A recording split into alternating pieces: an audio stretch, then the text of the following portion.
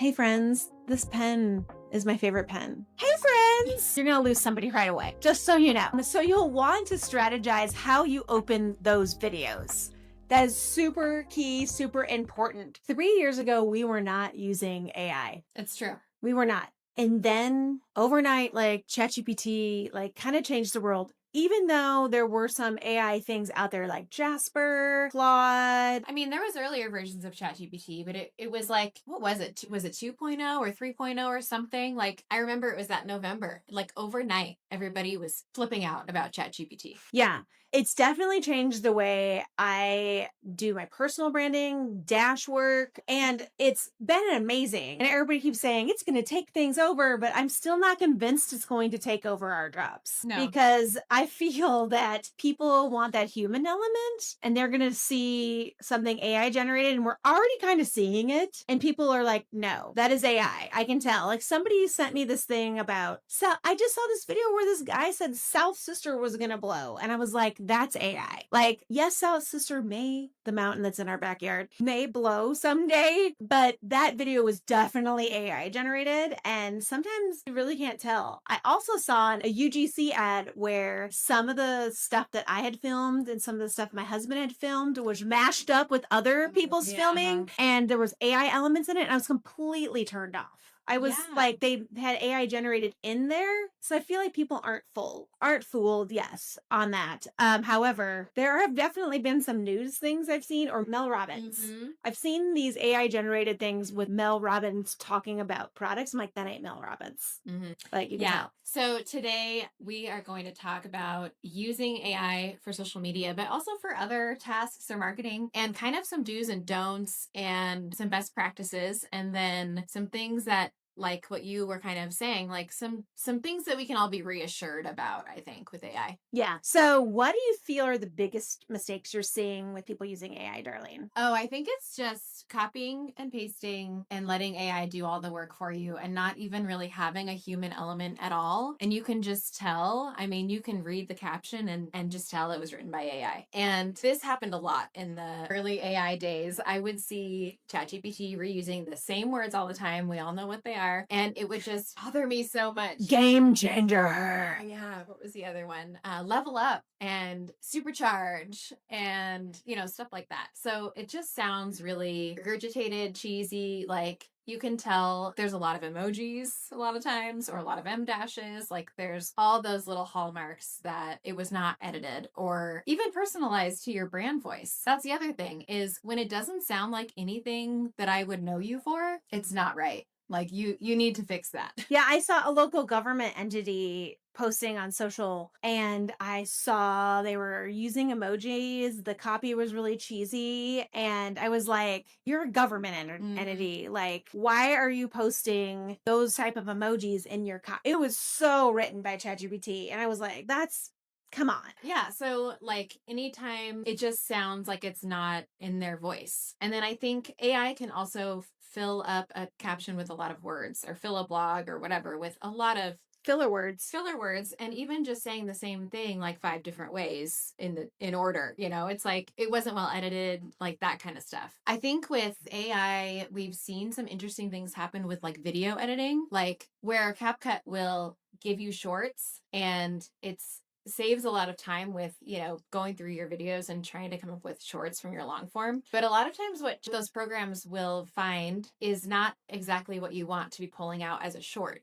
So there's like human judgment that's missed, where it will grab a clip that might have one person talking or something like that, but it's like a random clip. It's not anything that's of value that can be used like on its own as a nice little pull quote or like package or soundbite. So I think that intelligent problem solving that humans like from other humans, AI is not quite there yet. Not there yet. When we use AI at Dash, what's the right way to look like for us and our clients? Because we do, and we're very clear with our clients, we use AI to help us. So how do Yeah. we do that? Yeah, I think that we use AI in a really smart and ethical way. And what I mean by that is that we are still doing all of those things. We're checking it, where I am often checking sources. So when ChatGPT gives me a link for where it pulled that fact or that information, I will go look at the link, especially if we're posting for a government client or a healthcare client or anything like that. I am checking those sources because it does not always quote things correctly. So there's that, just double checking it in general. The other thing is feeding it a lot of good information at the start to set it up really well. So we both have kind of like that 20-30 minutes of this is the voice. Nope, not it yet. You need to tweak this and that. Like there's a lot of back and forth that we will have with AI. And then we like to,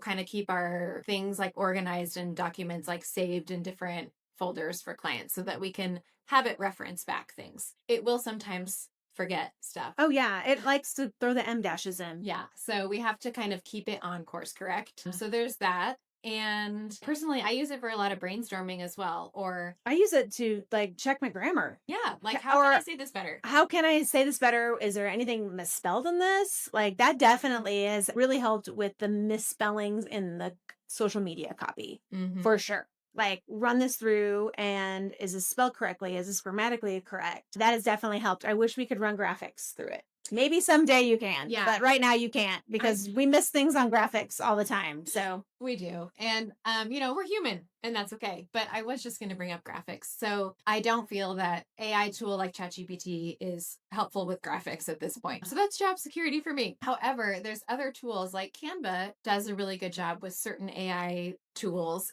within Canva. I mean, there's things that will help and save you a lot of time, like background remover. It will sometimes cut off somebody's finger, so you got to watch that. But, it also has like automatic resize. Like there's little tools like that that do save us a lot of time and help us do our jobs better and more efficiently, and then help us get our clients out there on more platforms just because we were able to resize a graphic with the click of a button. The other thing I've noticed is that I have started asking ChatGPT to help me with layout. So, like helping me decide how do I prioritize what pieces of text and content in the like hierarchy of how a document layout is going to go. So I won't have it give me a design, but I'll have it give me like, do this first, then put in this piece, then add in this piece. And that's been really helpful for me. what I did today with ChatGPT is I had to write a script for a client's video and I gave it all the information I needed. I gave it all their brand information. I actually have a channel set up. So I always say, remember everything in this channel. Don't use M dashes. Like, it was for a TikTok video. So I said, please use the TikTok guidelines that I've put in before to help write this script. I gave it everything I wanted to do. And then it said, do you want this to be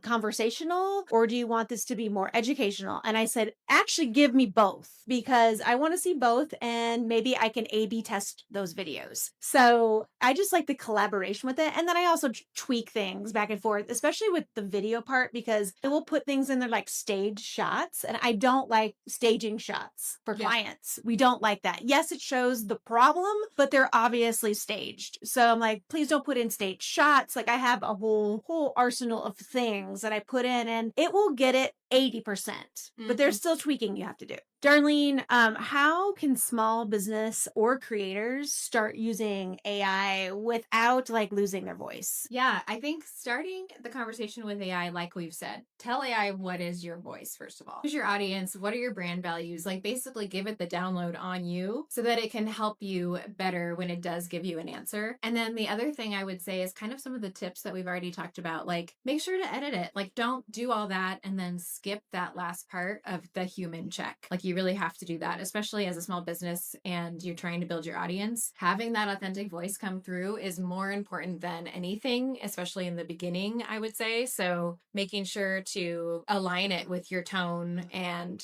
the message that you're trying to get across. So let's break it down per platform. On Instagram, how I would use ChatGPT is the caption, the hook, some outlines for carousels and reels. And one thing I like to do is I like to take a client's blog and throw it into ChatGPT because it's already written, it's already in their voice. And say, like, what social cuts do you need from this? And it will take me maybe 2 hours to get that blog kind of social media out for the month, but it actually way faster. Yeah. And you have a whole month of social posts. ideas like written out, and it will give you copy for what to put on the graphic and copy for the caption. You can ask it for hooks too. So if you have a video idea and you need hooks, I just always err on the side of the hook being shorter rather than longer. So I will say, give me long hooks and short hooks. Describe what a hook is real quick. So a hook is the first 3 seconds of the video, guys. If you are just opening up the phone and going, hey friends, you're going to lose somebody right away, just so you know. So you'll want to strategize how you open those videos. That is super key, super important. I feel like everybody misses that, especially these people that are small creators that are just starting out. The hey friends, just I scroll past. I'm like, come on, like, why do I want to watch this video? Unless it's like my friend or Darlene, like I will watch the video. But if you want to hook me in, So give me an example of a good hook, like one or two really quick examples of what's a good hook. really? Like, because you're like, hey friends. What would I say instead? Okay, it's this pen. Hey friends, this pen is my favorite pen. Don't start like that. This pen changed my journaling practice. Want to hear the one thing that changed my journaling practice? Yeah, so it can be really hard to come up with something that's like short and grabby, and AI is really great at giving you those ideas. It'll give you some bad ideas. Oh yeah, it will give you like a one that's 10 seconds long, but you want them to be short and quick. You want them just to stop so you keep watching, like why your journaling practice has changed. What changed your journaling practice? Exactly. Pen did. These So- pens are great. They're the only ones we buy. So for Pinterest, I've talked before about how Pinterest likes a lot of pings, and that means a lot of writing. And ChatGPT is fantastic, or any kind of, AI writing tool that you like is really great at coming up with a lot of variations of pin titles, descriptions, keywords, image names, like all those little pieces of text that you need. And you can say, like, here's my link to the product, here's my keywords, and here's like my business persona or brand values. Like, help me come up with 20 different variations of pin titles, descriptions, and all of that stuff. It will give them to you. I do recommend like editing some of those a little bit, but those I don't see need as much editing because Pinterest is kind of keyword focused. Yeah. You can be a little more, it doesn't have to be so authentically in your voice. It's more about getting found from the search terms. Yeah. LinkedIn, I like using it to reframe it from a like thought leadership perspective of things. So you could take the general idea and like, how do I frame this post for me as the thought leader for marketing? I like that. And I want to go back to Instagram and Facebook. I would use Instagram and Facebook exactly the same for the hooks, the reels, the thing, because they're basically the same platform with different demographics. Yeah. That's the way I see it. Yeah.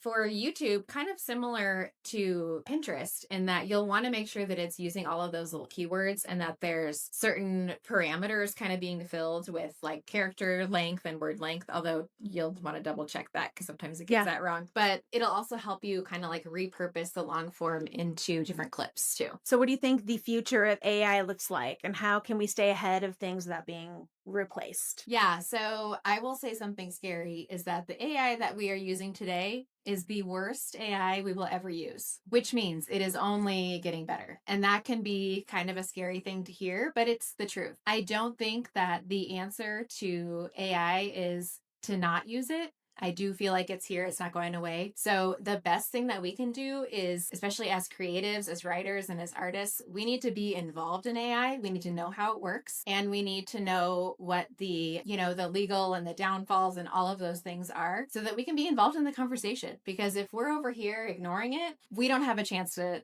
have a seat at the table with AI. And I think that it should always be looked at as an extension of us, as a tool, as a brainstorming tool, not to take over our brains and to replace our brains and our thoughts, but as a tool. I mean, I just use it to organize things. Somebody will send a creative brief and I'll put the creative brief in. And there's always things that I want to know, like, are there props in this that I'm missing? Can you outline all the props? Can you outline things like the B-roll video I need to do? Or is there any B-roll video that you would suggest that I add to this? Because clients like, adding little extra things to their stuff. That is one way I like to use it. Yeah, for sure. Just organizing my thoughts. Yeah, organizing. And I think helping us be better. Sometimes I've put proposals into AI or like different pieces of writing and said, what am I missing? What's the argument I haven't made yet? How can I make this better? So I think it's important to just to keep in mind that all of these platforms have their own little preferences, personalities, and audiences. And so AI should help support that and not like bring it down in energy. Like it should help you do your jobs better. If you liked this topic and you want to hear more thought leadership podcasts from us, follow Cringe Mountain Diaries.